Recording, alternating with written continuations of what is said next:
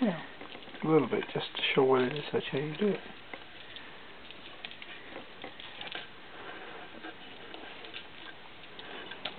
Do you want a commentary? Sure. Okay. These threads are grouped in fours. 4 blues, 4 greens, 4 blacks, and 4 blacks. And each movement is to take the 2 middle ones from a group and switch them over to the 2 outer ones. 2 middles to 2 outers. And then you rotate 2 middles to 2 outers, 2 middles to 2 outers, 2 middles to 2 outers, 2 middles to 2 outers. I'm lost. Yes, it gets confusing. But the fact that they're in bright colors, or some of them are bright colors anyway, helps to keep you sorted out, because every 4 movements you should have your 4 greens together, your 4 blues together. And if you don't, you've made a mistake. Tell the story about your bobbins. These are custom-made bobbins. We went to the hardware store and we bought bolts and we bought washers. The nuts Bob had at home.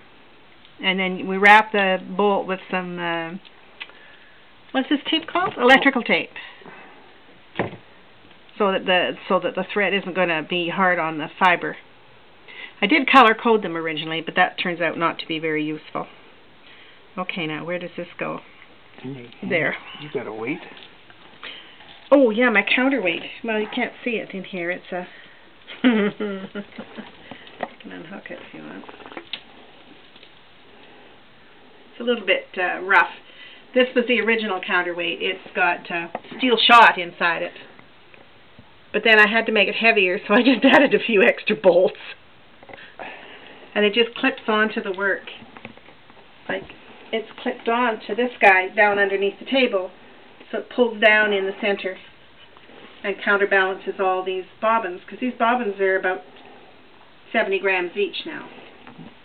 So the counterweight has to roughly equal half of their weight. How long was the cord that was in this piece? Oh, that was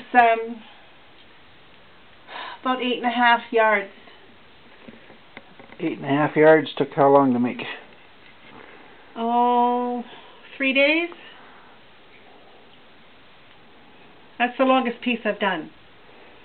This is not going to be that long, because it's only going to be enough for a dragonfly. So it's going to be about 3 meters, 9 feet. Whoops. Anyway, this is where Eleanor spends a good portion of her life lately.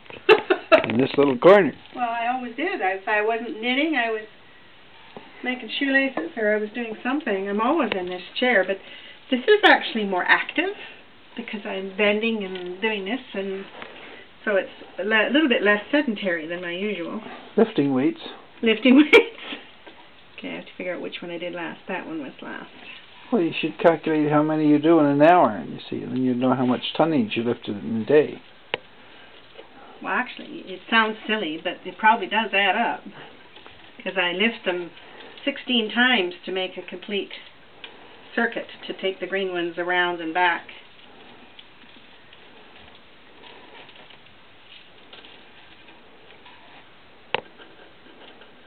Definitely need to varnish this little table. This table is called a maru dye.